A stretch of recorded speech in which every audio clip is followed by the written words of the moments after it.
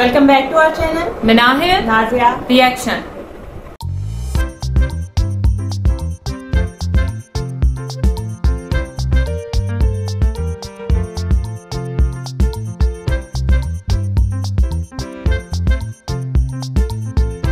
तो आज इस वीडियो पे हम रिएक्शन देने जा रहे हैं। इसका टाइटल है वीडियो का टाइटल है 24 घंटे के अंदर अमेरिका आया भारत के घुटनों पे, देख लाल टोपी शॉट। और इनके चैनल का नेम है नाउ इंडिया स्पीक्स। आज हम लोग इस वीडियो पे रिएक्शन करने जा रहे हैं। वीडियो का लिंक और टाइटल आपको मिल जाएगा डिस्क्रिप्शन बॉक्स में। और अगर आप हमारे चैनल पर नहीं है तो जल्दी से सब्सक्राइब करें और ज्यादा से ज्यादा फ्रेंड्स और फैमिली के साथ शेयर करें। जल्दी से बढ़ते हैं वीडियो की जानिब और देख लेते हैं ये video. And so far, knock on wood, I would say the administration is satisfied with the accountability that we've demanded on this. The United States is satisfied with India's efforts to ensure accountability in the alleged assassination plot of Khalistani terrorist Gurpatwant Singh Pannu. Now, America certainly wants a good relationship with India. और ये भी कह रहे हैं कि हम India के साथ। This is an important message जो Moscow is sending to Washington कि हम इंडिया के करीब हैं, इंडिया के दोस्त हैं, वी स्टैंड विद इंडिया। कोई बाहर की फोर्सेस हैं जो इस्लामी दुनिया को तबाह कर रही हैं और पाकिस्तान इस्लामी दुनिया की न्यूक्लियर वेपन स्टेट होने की वजह से इसराइल सबसे ज्यादा थ्रेट हमें महसूस करता है, पाकिस्तान को महसूस करता है। I don't think as a United States we can lose India as a strategic partner in Asian territory. आप मसले कश्मीर को सिर्फ इस कॉन्टेक्स्ट में देख सकते हैं कि पाकिस्तान और इंडिया के दरमियान जब एक फैसला कुन जंग होगी जिसमें या पाकिस्तान बचेगा या इंडिया बचेगा, उसके बाद कश्मीर का फैसला होगा। इंडिया के साथ अब लड़ाई झगड़े नहीं करने, मईशत के लिए ज़रूरी है कि हम अमन की आशा की बात करें और बात आगे करें। और कश्मीर का जो मामला है उसको आगे 50 साल में साइडलाइन करके अगले 50 साल में हल करेंगे। अभी बाकी चीज़ें करते हैं। आर्मी क्यों ना दखल दे पाकिस्तान की रियासत में? जब रॉ और CIA दखल दे सकती है तो पाकिस्तान आर्मी और ISI क्यों ना दखल दे? We as a American have to treat this particular issue quite seriously. This allegation just cannot continue. कैसे पाकिस्तान का बेड़ा गर्क करा ले? क्या पाकिस्तान कुत्तों के हवाले कर दे? फौज क्यों ना दखल दे? सुनो हम ये अल्फाज नहीं इस्तेमाल करते, आप बहुत सख्त अल्फाज इस्तेमाल कर रहे हैं।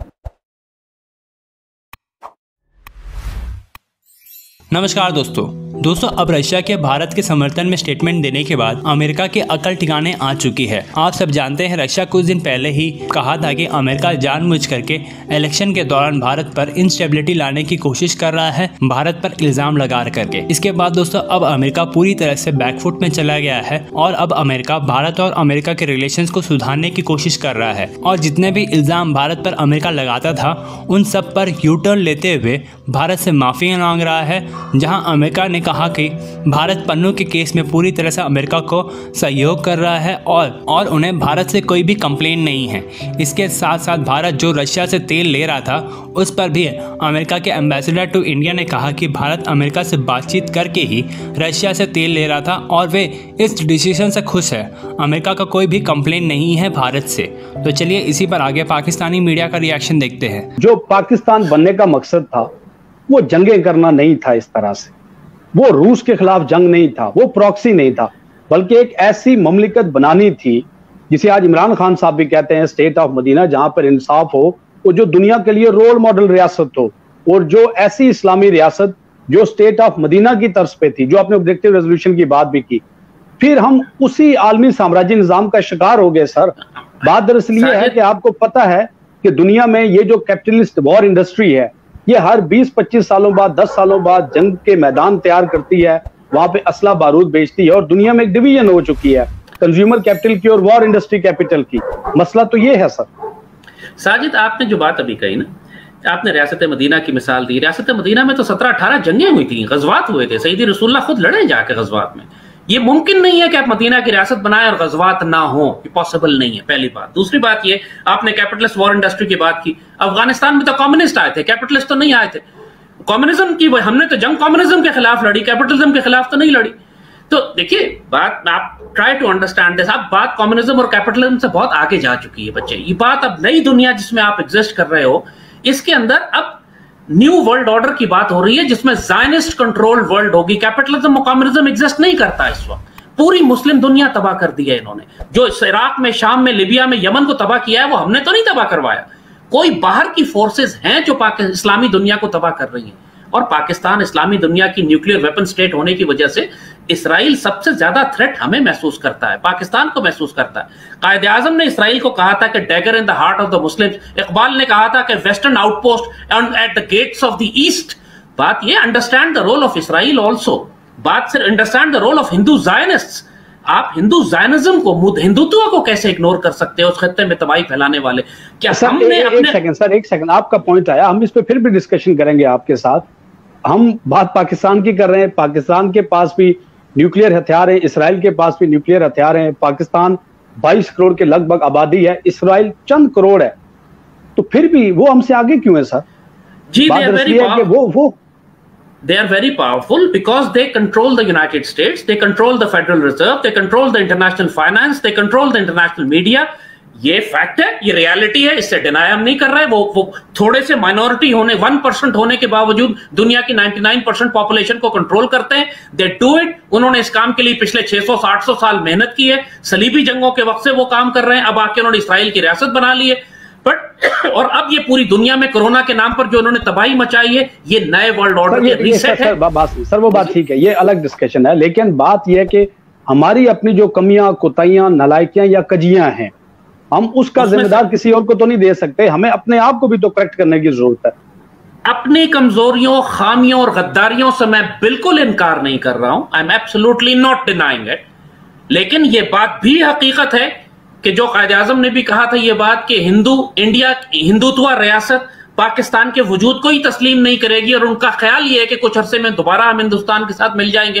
पाकिस्तान में जितनी दहशतगर्दी की गई है, टीटीपी भेजी गई, बीएलए भेजी गई, उससे पहले शेख मुजीब को सपोर्ट किया गया, बहरहाल इसमें एक रोल हमारे दुश्मनों का बहुत प्रोमिनेंट है। नरेंद्र मोदी खुल के कहता है कि मुफ्ती बानी के एक दहशतगर्द के साथ एक इंडियन आर्मी का सोल्जर था, सो उसको आप इनकार नहीं कर सकते।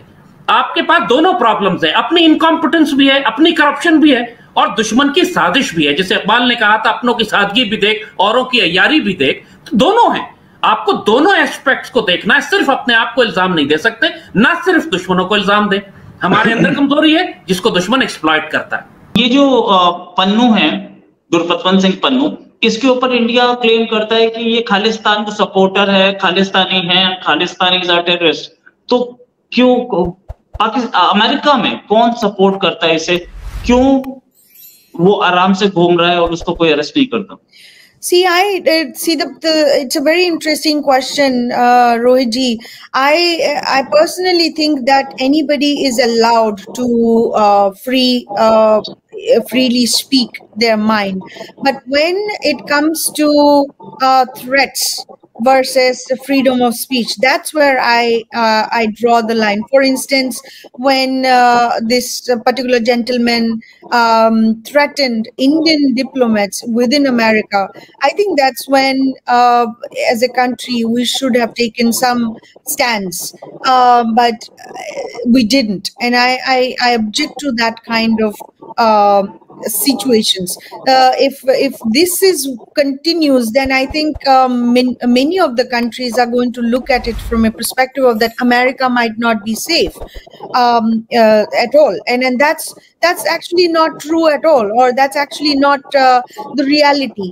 So I think our standpoint from a freedom of speech perspective, I totally am with it, but I think there has to be some kind of line, and obviously administration have to make the decision. For personally speaking, I think when he came and actually threatened terror attacks in Indian territory or the diplomats here situated here, that's when American government should have taken some strong stand, which I didn't see happen, and I'm quite disappointed on that, by the way.